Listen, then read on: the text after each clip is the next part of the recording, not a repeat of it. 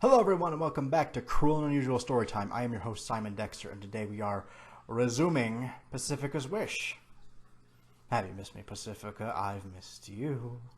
I've actually been really enjoying this fanfiction as far as I know. I know I've been complaining here and there about little things, but they are little things, and I'll get to all of them once I inevitably finish. If this ever ends, because I found out just earlier that this story is still updating. I know this because when I first started there were only 13 chapters. Now there are 15, meaning in my 6-month absence, the writer has managed to pump out 2 more chapters. So, I've got some reading to do to catch up, which is why I've also opened up another day for fanfiction, so I can actually read other things than just Pacifica's Wish and a creepypasta. Let's do this, shall we? Sit back, relax, and let's enjoy Pacifica's Wish, Chapter 9. Already with the caps lock, huh? Luckily, I'm in a good humor today, so I'll be a good sport about it. I haven't read anything bad yet. I'm just going to let it slide this time. And I know it's not going to ever change, so I'll just mildly complain about it and then move on. Put on the sweater! Put on the sweater! Those were the chants from Candy and Grenda as Mabel slowly advanced towards me with the woolly garment in question. Hemmed into the corner of the room as I was, and with no hope of escape, I began sweating buckets as the crazy girl with her homemade clothing slowly closed in. This became another creepypasta already. I'm kidding. I mean, just look at it. I can't. I'm not there. The purple and yellow color doesn't go with my party dress at all, and the writing, the stitching on Paz is loose. Who the hell calls me Paz anyway? Answer, only her. I hate that nickname. Why can't you give me a cool alias like Dipper? Not that I know what his real name is, but still, Dipper is not a cool alias. It's kind of silly if you ask me, but to each their own. And friendship sweater? Is that like the friendship bag? Which, if you recall, we did not have fun with the friendship bag, which they kidnapped me with before carrying me halfway across Gravityfalls. Let's just hope it's not as deadly. Those words must have a different meaning to me. In desperation, I try to reason with these 3 weirdos. Come on, guys. Knock it off. You can't expect me, Pacifica Northwest, fashionista extraordinaire, to wear a grubby outfit. Sweaters are so last century, and... well, cardigans. Cardigans are hip, right, guys? I'm actually tearing up a little bit. I think my eyes might just be sore, though. Anyway, moving along. I was cut off by Grenda, who had snuck behind me, grabbing my arms and pulling them up. Oops! The girl with the muscles shouted. The girl with the muscles. I like that nickname. That's fun. So startled was I by this sudden movement, I couldn't resist when Mabel ran over and pulled the appalling top over my head. Sorry, Paz, said the former braces wearer. This isn't up for discussion. Now, ladies, let's try to make her as comfortable as possible, shall we? Before I could process what was happening, Greta had lifted me up and above her head before depositing my dainty self onto a filthy armchair. In the meantime, Candy and Mabel, both laughing like crazed hyenas, ran around me while winding some string around my torso. This is actually kind of disturbing a little bit. So it was written well, because we're kind of getting it from Paz's point of view, because just the description of it makes it sound so much more horrible than it is. No, wait.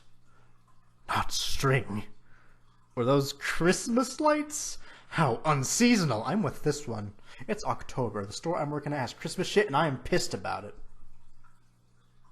I feel you, Paz. I feel you. I tried to move, but thanks to a combination of my awkward position and the lights keeping my arms pinned to my side, I was stuck as a broken record. All my shouting and swearing was to no avail, obviously, and only seemed to amuse my trio of captors more with every unseemly outburst. Get me out of here, I yelled through gritted teeth. The only effect seemed to have is someone turning the TV up downstairs. Duchess! Duchess! It blared away. I'm assuming that's a reference. I can't remember the shows. I haven't watched that in a while, actually. It's really sad. I'm not even caught up. No spoilers in the comments or I'll end you with my death stare. Moving along. No, Paz. No, Paz. Pardon me, I didn't realize who was speaking for a moment. Mabel was now sitting down in front of me, her friends flanked either side. It's time we played our first game of the evening. Girls, are you ready? Game? You mean to tell me you dragged me all the way down here from the greatest party of all time so we could play musical chairs or pin the tail on the donkey? Are you insane? I could not control my anger, but it was a pretty moot question. Of course, she was insane. She was Mabel. Can't argue with that logic. I really can't. The aforementioned brunette shook her head. This is a special kind of game, Paz. It's like truth or dare. But instead, you have to give up a part of your body in order to survive. No saw jokes. I'm done. I'm sorry, I am. But instead of dares, if you don't tell the truth, you get one of these. I'm curious what it is. I should stop looking away. She held out a sheet of stickers in front of her, each one in various cartoony drawings on it and a stupid phrase. Like, for example, you're the apple of my eye. I'm angry. The icing on my cake, the silver lining of my cloud. I hate you, Mabel. Why do you do this to us? This is why I like the story, because from Pacifica's point of view, it's actually a lot more like my personality, frankly. Unpleasant and not fun to be around. They remind me of that dumb kitten sticker she gave me some years ago during a bizarre game of mini golf I'd played with her. I lie, the sticker was kind of cute. In fact, I still have it now. Brain? Quiet. Sometimes late at night, I do wonder what did happen to Sergey, my old trainer, that I just abandoned there at the putt hut. Recall doesn't end well. I haven't seen that one in a while. Sometimes I can hear those miniature golf people singing at night, with him in the background screaming in his Russian accent, "No more! No more!" My Russian accent's dreadful. Must just be my imagination. Oh, Pacifica, honey, you in denial, bastard. Whatever, back to the here and now.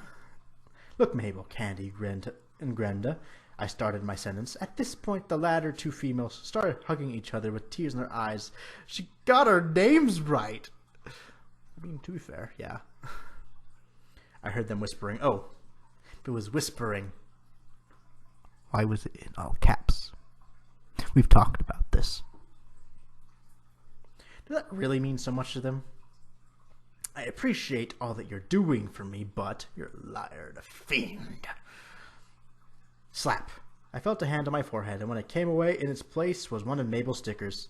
That's the first lie, Paz. The female twin grinned at me. Clever bitch. You don't appreciate what we're doing for you, but you soon will. Me and my friends will make it our mission. That you do. I didn't read that right for a second. I got a little confused. We're good, though. The three nodded their heads in unison.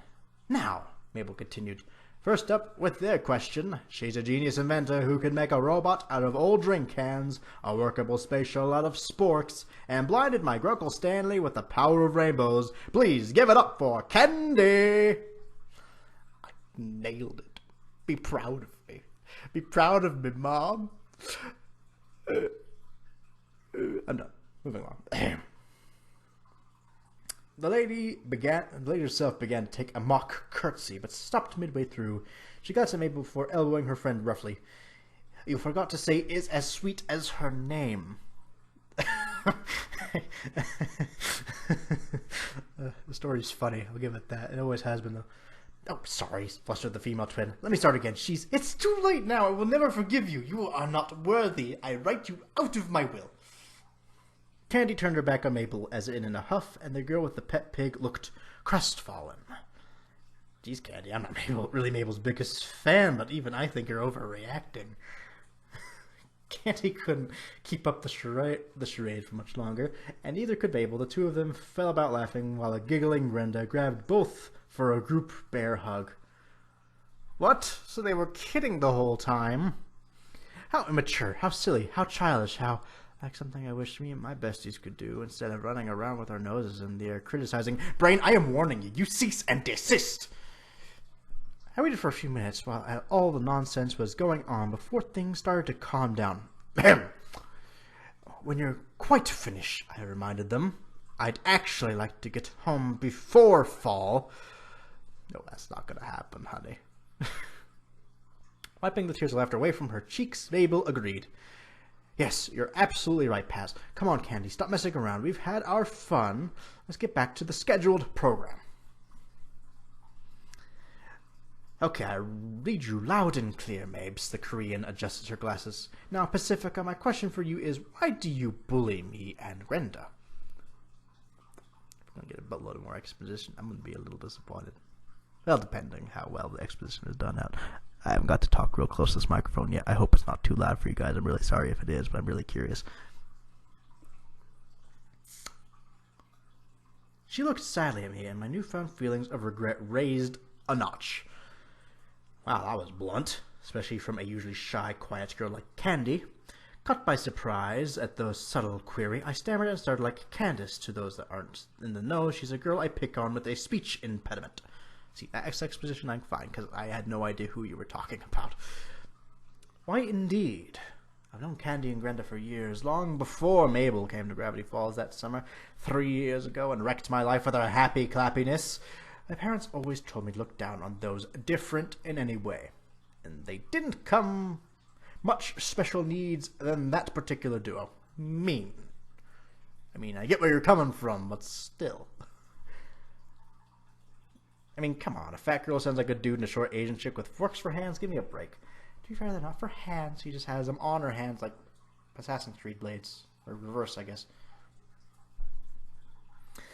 This had to be the easiest question in the universe. I was about to put on my best haughty voice, stare straight into those stupid 4 eyes and tell her, because you're a pair of freaks! But before following it up with a nasty chuckle, just like I usually do to my victims. But then something stopped me. A sudden thought flashed through my head. As simple as all that sounds, am I truly being honest with myself when I say that? Obviously not. But we all knew this, to be fair. I have to admit, even in the midst of all the name-calling, snipping, teasing, mocking, etc., I carried out on them both with Tiffany and Chantel. I did have some kind of sneaking admiration for those two oddballs. I mean, I've never been able to bench press like Grenda, who can, to be fair, or get reptiles to do my every whim, or balance masculinity and femininity so well, and Candy's genius with electronics, her cute little broken English, those nice outfits she wears. What does the Japanese say? Super kawaii or something?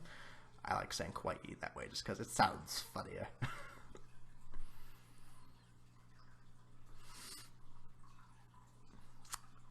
Of course, that's also Japanese, not Korean, but I'm assuming you knew that. You get the gist. You just don't lump all Asians together. That's rude.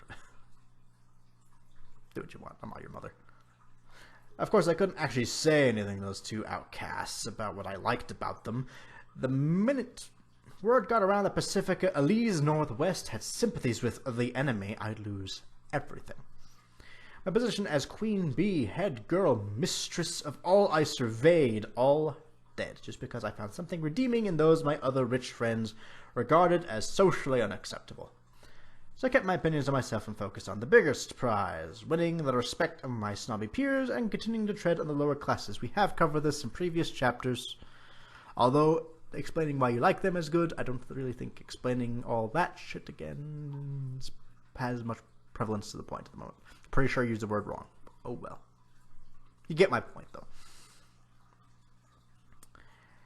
Now, however, sitting here like this in front of the human face of my bullying that I can't get away from because I'm tied up, Natch.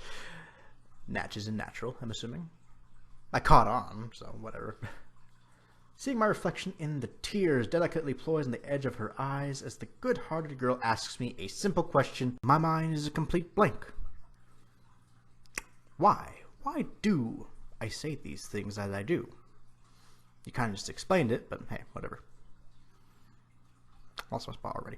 Is it really worth causing such misery and despair everywhere I go just to look cool? People seem to think so. I've never gotten it myself. Just this morning, my answer would have been the unequivocal yes, but now I just don't know. So that's what I say. I just don't know. I tell the three girls before averting my eyes, feeling very sorry for myself. Splat! Now the sticker finds its way onto my face, this time onto my left cheek. What, you mean the answer wasn't good enough for them? I'm frankly with her. I mean, she does know, but it's... I don't know. She's showing remorse. I mean, give her a break. I answered as truthfully as I could. What's the point of me playing this dumb game if they can't even follow their own rules? I turn around to make that very same point, but Mabel is still there when I've moved my head, staring deep into my eyes with an unwavering, compassionate gaze which immediately silences me. She softly holds my chin and whispers, "Would you fuck me?" I'd fuck me. I'm done. Moving along. You do know, Paz. I can tell just by looking at your watery eyes. And as soon as you answer that question for yourself, as soon as you start feeling bad for all the horrible things you've done to others while me and Dip Dop. Sorry, I don't know why my mouth did not want to do that. Have been away. As soon as you have the courage to know you don't have to be the rest of the way you're... Be like the rest of your family, pardon me, to be happy, then I promise you life will be so much better, and tonight we aim to put you back on the road we started you on 3 summers ago. But never finished. She then engulfs me in one of her infamous hugs, while I shout, "I don't have tears in my eyes, baka!" Quickly wiping them away. Ugh, all the touchy-feely crap is making me sick. No, it isn't. It's your guilt. Brain! Why am I having so much trouble with you tonight? Huh? Piece of shit! I'm done, sorry. Withdrawing the embrace, Mabel studies me. Again, the chaos created by my twin mindsets of empathy and stubbornness must make my expression unreadable. After staring at me for a full minute, Mabel looks back at her friend with a mile-wide smile. Ladies, I'd say we're on the right track. Let's strike again while the iron is hot. Grenda, you're up. I grimaced at my internal conflict while not being able to move an inch. It was going to be a long evening, and we hadn't even gotten to the sparkles yet. So that was chapter 9. I was going to call it there, but let's squeeze out another one, why don't we? I mean, the rest of the episodes are kind of on the longer side anyway. This one would be rather short, so let's just go for it. Chapter 10. And now... the world's strongest 15-year-old, she charmed a baron and loves arm wrestling almost as much as she loves glitter wars. Please clear the stage for Grenda. That was Mabel sounding like a ringside announcer introducing my next interrogator. Whoopee. Grenda was... Grenda. What an unusual name. I don't think I've ever met anyone else called that before. I think I've heard Grenda here and there. It's more of a Eastern European kind of name. What were her parents thinking? Did her mother and father plan to call her Galenda, but accidentally misspelt the name on the documents when she was christened? Usually the documents come well before they are christened, if I am correct. Depending on states, I'm sure. Or perhaps they just wanted her to be unique. Well, they certainly got their wish there, and I can see that too. Let's face it, I'm just stalling here, and tied up as I am, trying to retain as much dignity as someone can when they're strung up by Christmas decorations, wearing a jumper, which would get me arrested by the fashion police if I dared venturing a foot outside, and being probed by 3 grinning hippies certainly wasn't how I planned spending my birthday. Wouldn't be mine either, frankly, but you know. Oh well, might as well get this over and done with, then hopefully I'll be released. And I can catch what's left of my party, see the tail end of several times concert, meet Chad in his car for our plan to making out section. Hang on, has that feeling of excitement I had about that all gone? Earlier I was chomping at the bit and getting my groove on and celebrate not being celibate that evening.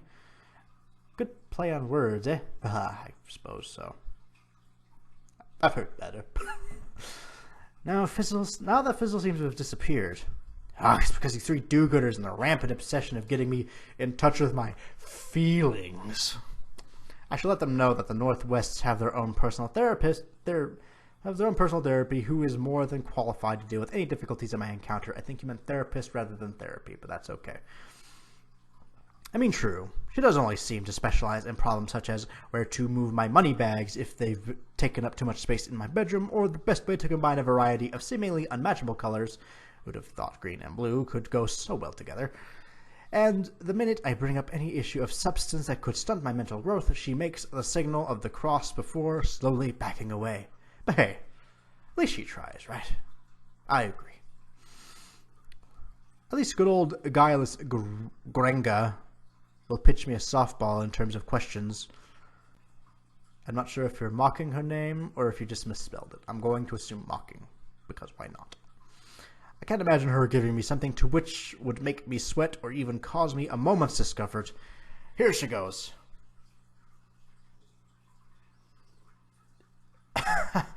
Pardon me? Okay. I can't do her voice, but I'm going to do my best here. Here she goes. Pacifica, you're a brainless blonde-haired bimbo who will never amount to anything. Burn. What? That's not a question. It's a blatant untrue statement. Well, the hair color is maybe accurate, but I get straight B's on all my tests. I open my mouth to argue against the outrageous lie. Pacifica, your earrings are tacky, imitation diamonds, your dress is 2 seasons out of date, and your shoes look like they belong to a homeless person. Ooh, Grenda's on fire. That was Candy screaming at me before I could respond. Oh. What the hell? That's so unfair. They don't know how long it took me to pick this frock this morning. And the other stuff is just them being rude. How could they? I see Greta and Candy look at an incredibly hesitant Mabel. Expectantly, she seems like she has something to say, but doesn't really want to. Eventually, though, she seems to wake up, and she blurts out something as fast as she can, as if the words were poison on her tongue. Pacifica, you're a worthless piece of rich trash with daddy issues who can't even hear a bell ringing without wetting her panties. She stumbled over every word, but eventually made it.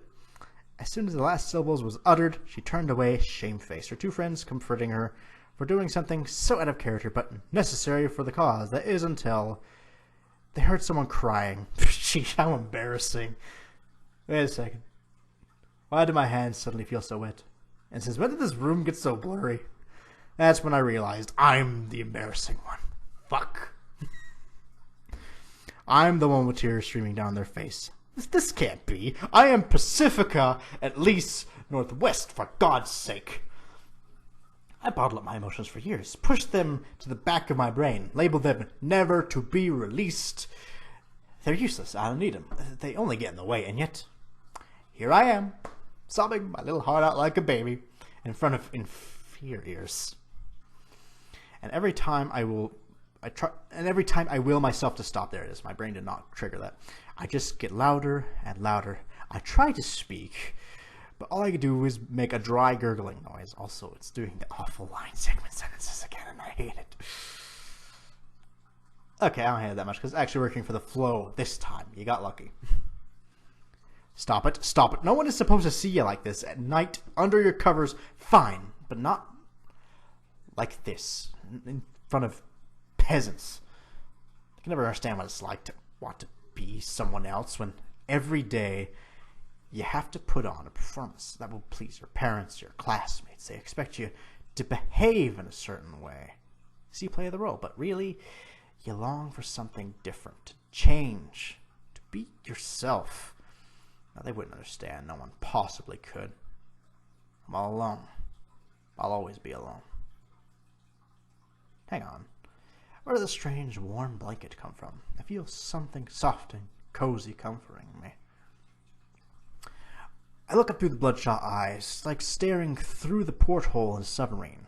I don't have the strength to wipe my face. Crying in great big spasms like this tends to take away all my vigor. I should know. I've done it a lot in the last 3 years, much more recently. I expect to see my 3 taunters pointing and laughing at me. Their insults have reduced me to a blubbering wreck. You get the fuck out of here, update. I'll end your life. Go away. Get done. Fuck out of my face. Reduce me to a blubbering wreck. My sweater is covered with a mixture of moisture and running mascara. And if I wasn't bound securely as I am, then I'd no doubt be rocking from side to side in a fetal position in the corner of something, because this won't go away. Thank you.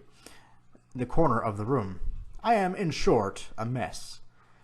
I bet they took photos too. Oh no, that'll be the worst part. I will say this has fantastic timing. At least these past couple chapters have certainly had it. I can see it now, my face all over the local paper. Local snob and pathetic pity party. Shocker. A pity party is something much different that you probably shouldn't experience.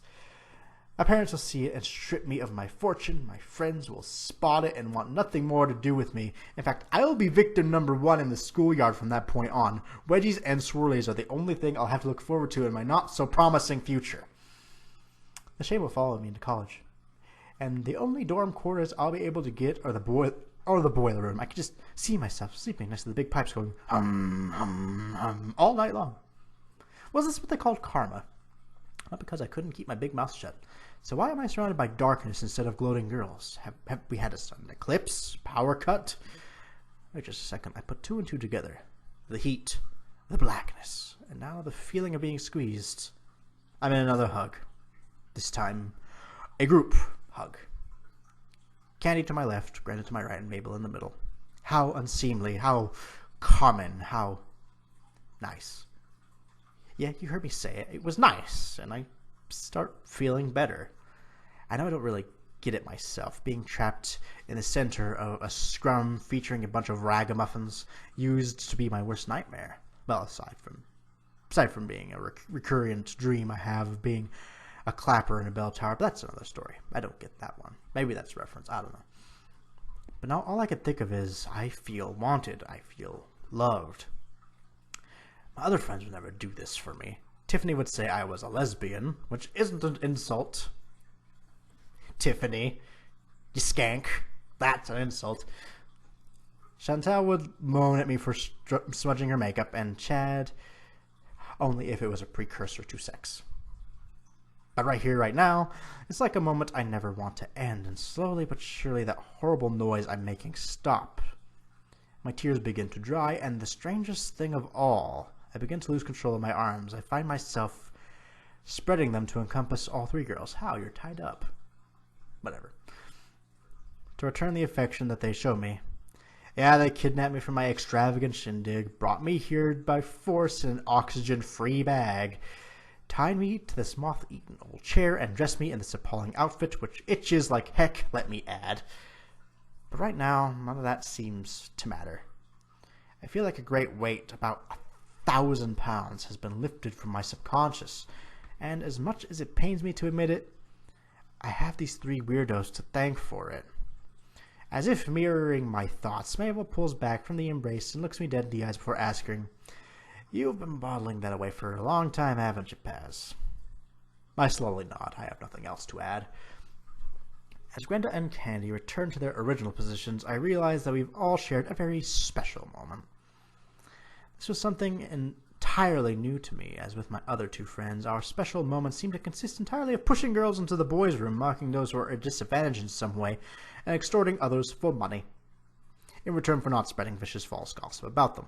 Those so-called special moments didn't feel very special at all.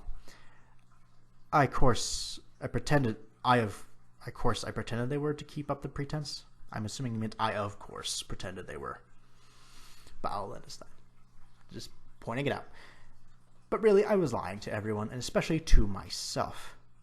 So Paz, now that we've got you in the right frame of mind, that was Mabel setting up the gun, and here was Gwenda ready to pull the trigger.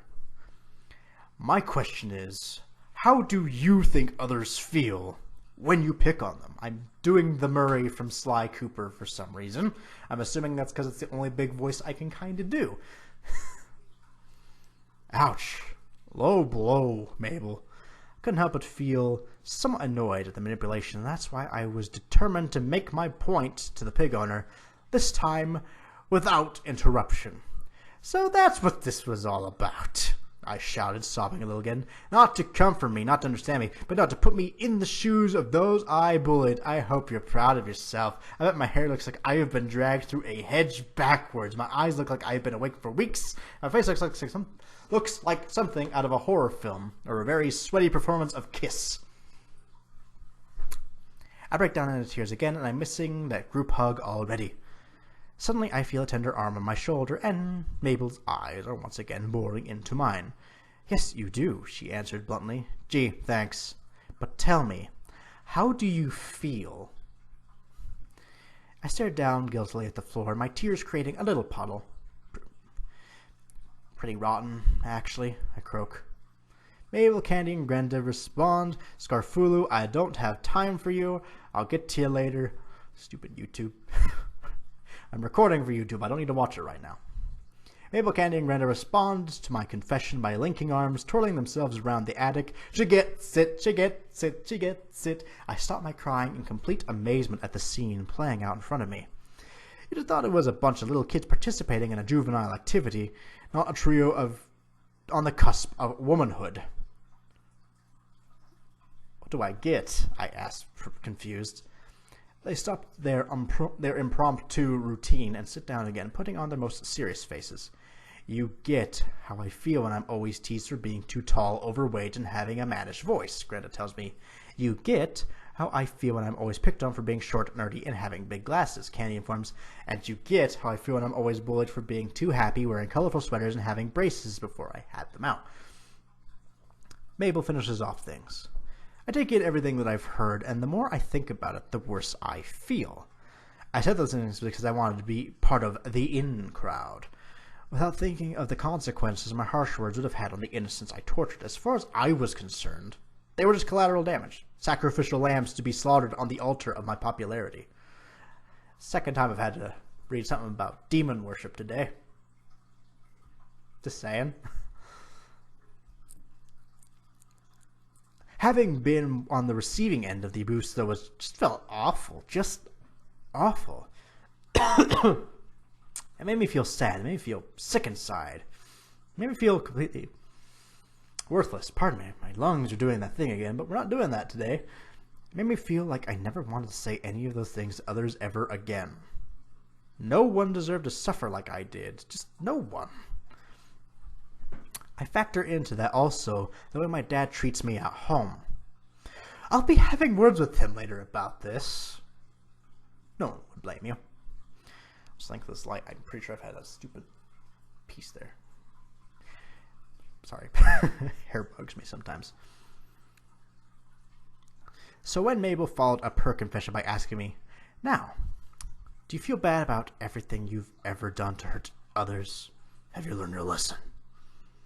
I can only blurt out, "Yes, worse than anything I've ever done in my life." "Oh, Mabel, I'm sorry for all the names I've ever called you, cheating you out of the crown at the Mystery Shack party, mocking you during the Pioneer Day, stealing the front cover of the paper from you, insulting your golf skills, stamping on your foot this morning, talking about your dead father and ill mother so callously, and Candy, how can I make up for all the times I have?" I was cut off by Mabel putting her sweaty hand over my mouth. "Whoa there, cowboy. I see you're repentant for all that, and I accept your apologies. I'm sure Candy and Grenda do too." She turned around to her two friends to confirm this as they nodded in unison. I thought I heard Mabel whisper to them, "See, I told you she wasn't beyond redemption." And in return, she continued, still with her palm on my lips. Sexy. "I think I speak on behalf of me, Dipstick here, and Dipstick here. We're both very sorry for not keeping in contact with you at all for the last 3 years, as noble as our intentions were." Which probably contributed to going back to the Valley Girl stereotype, bitch we love to hate. Also, we've covered this. Please stop covering it. She finally removed her hand. Well, covering that in general is okay, but it could have been shortened down to not basically be repeating something I'm pretty sure that's been said. It sounds familiar anyway. She only removed her hand, and not for the first time that day I gasped for air. "Thank you," I exclaimed, a wave of humility washing over me, replacing the guilt that lingered there before me. I don't really deserve anyone apologizing to me, but I accept yours wholeheartedly. I want to start afresh and put the past behind me. You know what would be a really good first step? Mabel grinned at me. Sorry, that was 2 different pieces of dialogue. I kind of did not. "No," I responded, perplexed. "A public apology at the school assembly tomorrow. Computer did not black out on me." Mabel said excitedly now, pardon me, shaking my still tied up form like a soft drink waiting to spill everywhere. You know, so everyone will know you've turned over a new leaf as your new, better Pacifica. But I'll lose all my old friends. No one will respect me any longer. I'll go back to being just a normal girl with no power or influence, I stammered, unable to fathom the consequences of such a massive undertaking. You see, that's a good way to reiterate. Because she's only been relaying that to us. They haven't heard her thoughts on that matter. And if my parents found out, Paz, would that really be such a bad thing to leave your old life behind? Mabel asked me honestly. From what I could tell, you were never happy, just miserable trying to be someone you're clearly not. Let people say whatever they want. You can make new, better friends, including us. We'll always have your back. That includes with you and your mom, too. Candy and Grenda nodded their heads enthusiastically at that statement. My old life behind. Was I really ready to let go of all I'd grown accustomed to for so long? To accept Mabel, Candy, and Grenda as equals, as friends? Well, actually, yes, I could. I could feel shades of the old Pacifica from 3 summers ago floating to the surface again. And all my feeling of resentment and bitterness just ebbed away. Felt great. And just like that, I was ready to write a brand new chapter. Who knows where it would take me, pardon me. I mean, it's still written wrong, but that's what it probably should be. What battles I'd have to face ahead of me, the struggles my new outlook would cause, but with my friends, my real friends that is, I was confident I would succeed. I'm ready, I shouted out, sounding like a certain patty flipping sponge on another network. We do not break the fourth wall. Spit! Spit! No. Spit. I grinned at the 3 other girls present, feeling more alive than I had done for a long time. It was a genuine smile, without a trace of a snark or sneer to it. Who'd have thought I was capable of it now? Mabel nodded me and convinced. Girls, I believe her. I think it's time we untied our honored birthday guest. Now don't you? Candy and Grenda then proceeded to grab a hold of the Christmas lights before running around me like Formula One cars, pulling away one layer of string at a time before I was finally free. Phew! I really needed to stretch my joints after that, and the damn cord of the lights had cut into my hands something awful. But you know what? I didn't care. I felt as light as a feather. I was even ready for yet another hug as Mabel approached me. I held out my arms ready for the comforting feel of sweater against sweater and slap. Wait a second. That wasn't a hug. It felt more like something landing on my right cheek. I put my hand up to see what it was. What the? Another sticker? This couldn't be. Mabel, I said confused. I told the truth. I meant it, every single word. So why have I got this? I gestured at the extra adhesive on my face. A Paz, Mabel giggled. That is not a sticker of shame. You'll like this one, really. Go on, peel it off and see what you think. Nervously, I did as the brunette said. I removed it and looked at exactly what was displayed on the cover. It was a badly hand-drawn stick figure picture of me, Mabel, Candy, and Grenda, Dipper, and believe it or not, Waddles standing together underneath it in a colorful stencil writing, Friends Forever. Ugh, how tacky, how cheap, how simply lovely. Oh, thanks, Mabel, I said, showing off my red, genuine smile once more. I pinned it straight to my sweater next to Paz. Funny how this scratchy fashion monstrosity seems to be getting more comfortable by the minute. Glad you like it, Mabel beamed as I sat down next to her. Now, last but not least, it's time for my question. Shoot, I replied at this point. I felt I could handle anything. My confidence was undercut a bit by Candy and Grenda's sudden attack of the giggles. And my question is, said Mabel with eyes like saucers pausing for effect, what do you think of my brother? Uh-oh. And that is all I have time for today. That probably went way longer than I wanted it to, but I felt like knocking out another chapter. So, chapters 9 and 10, honestly, those were really good. I can't wait to see what the next 5 chapters have in store, because that's going to be interesting. So for now, I'll see you all next week with a new creepypasta. I'll probably have something else in between as well, but as for now, I'm done recording for today. You all have a wonderful day. I will see you next time.